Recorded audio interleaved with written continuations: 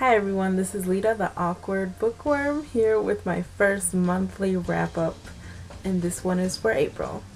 The first book I read at the beginning of the month was from the self-help genre. It is A Service for Earth Angels, How to Be Loving Instead of Too Nice by Doreen Virtue. I'll read a little excerpt from the inside flap just to give you an idea of why it jumped out at me. Do people take advantage of your niceness? Yes. Do you have trouble honestly communicating your feelings? Why, yes. If so, you may be an earth angel.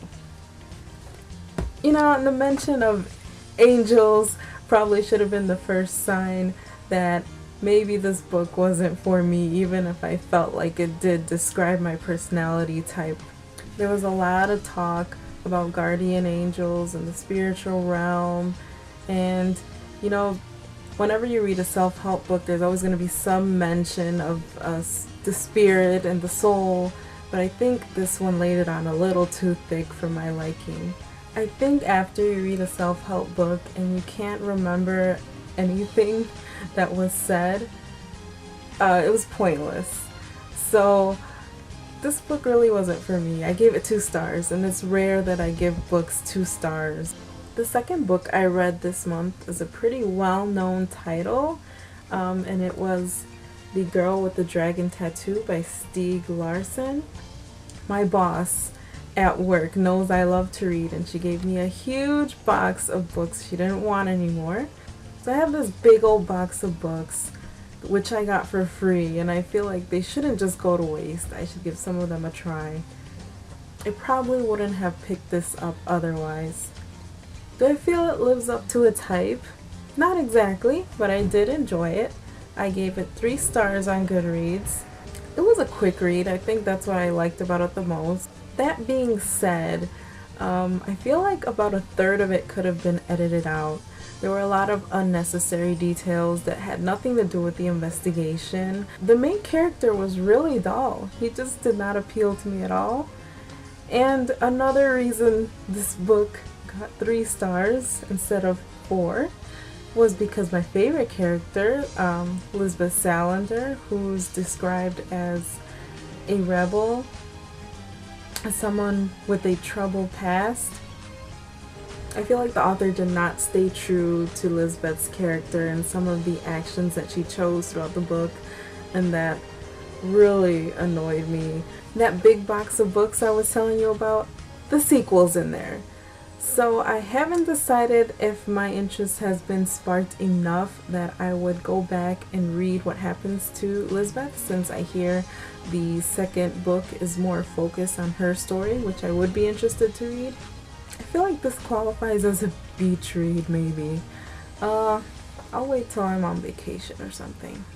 The third book I read this month in April was another mystery, and that is Gillian Flynn's Sharp Objects. I usually don't pick books like this up, but I saw some good reviews here on BookTube. At 245 pages, it was a quick read, so I definitely don't regret it. But I ended up giving this 3 stars on Goodreads. The main character, Camille, is sent on an assignment to investigate a murder in her hometown of Wind Gap, Missouri. I feel like something was a little bit off about this town, and you know, it was supposed to be, but it just didn't sit right with me how every single character that was encountered was completely disturbed. After reading this book, I went to watch an interview with the author, and she explained that she was trying to portray women differently from how they're usually portrayed. She wanted to show that they do have a twisted and cruel side to them, and I think she did achieve that in this book. However, I feel like it went a little overboard.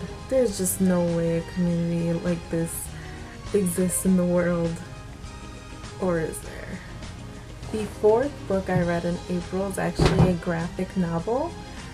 This is Mouse by Art Spiegelman. This is my first graphic novel. This novel depicts the story of a man who survived the Holocaust. I really want to read the second part of it now. I wish I would have just bought the complete collection when I saw it at the bookstore. Now, I'm not a graphic novel reader, so I'm not really sure how to rate the illustrations. I mean, they were acceptable. What I liked the most about it were all the small little details and interactions between the artist and his father. These characters are based on real people, so of course they are multidimensional. Of course, I've studied the Holocaust before, but I feel like I understand more of the struggle of those who were able to survive it, and I admire them a lot more. I really enjoyed this. I'm definitely going to pick up part 2, and I'm going to give some other graphic novels a try. If you have any recommendations, please let me know in the comments. So yeah, that was it for the month of April. I will be back with another wrap up next month. Thank you for watching.